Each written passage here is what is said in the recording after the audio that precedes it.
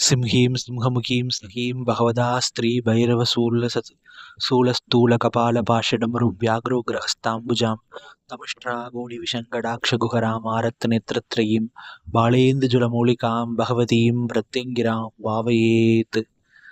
ஸ்ரீமாத்ரே நமஹா. அதர்வண பத்ரகாளியா பிரத்யங்கரா தேவியா விளங்கப்படுற அம்பாள் பராசக்தியோட ஒரு வடிவமான பிரத்யங்கரா தேவியை பற்றி தான் இன்னைக்கு பார்க்க போகிறோம். பிரத்யங்கரான்னா யாரு, அவ எப்படி வந்து அவதாரம் பண்ணினா, அவளோட முழு கதையை பார்க்க போகிறோம். அம்பாள் பிரத்யங்கர அவதாரமே சிவ விஷ்ணு அதாவது சைவம் வைணவம் ரெண்டு ஐக்கியத்தை குறிக்கக்கூடியது. நரசிம்மர் அவதாரம் பண்ணி அவரோட கோபம் வந்து கட்டுக்கடங்காம அவர் வந்து கண்ணில் படுறது எல்லாத்தையுமே துவம்சம் பண்ண ஆரம்பிச்சாரு.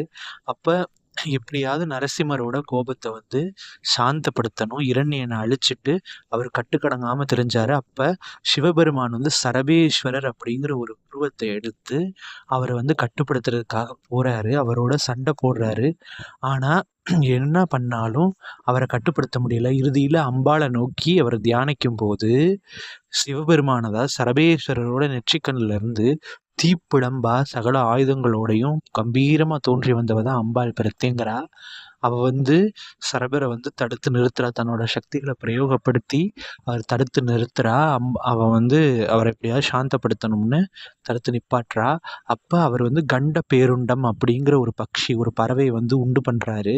அந்த கண்ட பேருண்ட பட்சியை வந்து அம்பாள் என்ன செய்யறான்னா அப்படியே அடக்கி ஒடுக்கி தனக்குள்ள போட்டு அப்படியே முழுங்கிடுறா. ஏன்னா அப்படி ஒரு வல்லமை பொருந்து நம்ம பிரத்யங்கரா ரொம்ப அதி உக்ரம். அதனாலதான் அம்பாளை பேரு உக்ரா அப்படின்னு கூட அம்பாளை கூப்பிடுவாங்க. ஆனாலும் அவ வந்து கருணையானவ. எந்த தீய சக்திகளும் அசுரர்களும் யாருமே அவளை தோக்கடிக்கவே முடியாது. அதனால அம்பாளுக்கு பேர் அபராஜிதா அப்படின்னு பேரு, தோல்வியே இல்லாதவ அப்படின்னு அம்பாளை சொல்லுவாங்க.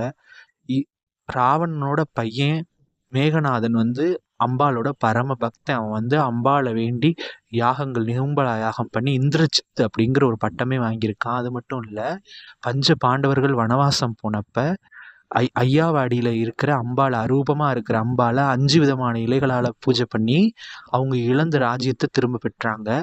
லலிதா வேற பிரத்யங்கரா வேற கிடையாது, 2 பேருமே ஒண்ணுதான். அம்பாள் லலிதா மகா திரிபுர சுந்தரியும் பிரத்யங்கரா தேவியும் ஒரே சுரூபந்தான், 2 பேரும் வேற வேற கிடையாது. லலிதா சகஸ்ரநாமம் பாராயணம் பண்றவங்களுக்கு தானே பிரத்யங்கராவா மாறி அவங்களுக்கு கெடுதல் பண்றவங்கள தண்டிக்கிறேன் அப்படின்னு சொல்லி அம்பாளே வந்து அதுல சொல்லியிருக்கா பலஸ்ருதியில. அதனால அம்பாள் வந்து வேற வேற கிடையாது. நிகும்பலா யாகம் அம்பாளுக்கு மிக பெரிய யாகம். அதாவது வரமிளகாவை போட்டு ஹோமம் பண்ணுவாங்க, ஆனா ஒரு நெடி கூட வராது. அதுதான் அம்பாளோட சக்தி. அந்த அக்னி ஜுவாலையில வந்து அம்பாள் இருந்து அதுல போடக்கூடிய அந்த வரமிளகாவை எல்லாத்தையுமே ஆகுதியா வாங்கிக்கிட்டு அம்பாள் அருள் புரிகிறா. வேற எந்த தெய்வத்துக்குமே வரமிளகாய ஆகுதி பண்ண முடியாது. பிரத்யங்கரா மட்டும்தான் வரமிளகாய ஆகுதியா ஏத்துக்கூடியவ. ஏன்னா அப்படி ஒரு வல்லமை பொருந்தினவ அம்பாள். அவளுக்கு மிஞ்சின சக்தி ஒண்ணு எதுவுமே கிடையாது. அதனால வந்து அம்பாள் வந்து அப்பேற்பட்ட ஒரு மகா சக்தி அவ. அம்பாளை வெல்ல யாராலையும் முடியாது, அம்பாளை வழிபடுறவங்களையும் வெல்ல யாராலையும் முடியாது. மரண ரிபு விஷ வியாதி தாரித்ரிய நாசினியும் அப்படின்னு அம்பாளை சொல்லுவாங்க. அந்த மாதிரி எந்த விதமான கஷ்டங்களும் அவங்கள நெருங்க முடியாது. அம்பாள் பிரத்யங்கரா வழிபாடு பண்றவங்களுக்கு சகலத்திலையும் வெற்றி தான். நியாயத்தை காப்பாற்றக்கூடிய தேவதை, அநியாயத்தை அழிக்கக்கூடியவ. அம்பாள் வந்து அநீதிக்கு தலைவணங்கவே மாட்டா. அதனால தான் வந்து மேகநாதன் என்னதான் வழிபாடு செஞ்சாலும் அவன் அநியாயம் பண்ணதுனால அவனை விட்டு விலகிட்டா. அதனால அம்பாள் வந்து நீதி சுரூபிணி, நியாயத்தை காப்பாற்றக்கூடியவ. அம்பாளை வந்து சரணடைவோம். ஜெய் பிரத்யங்கரா, ஜெய் ஜெய் பிரத்யங்கரா.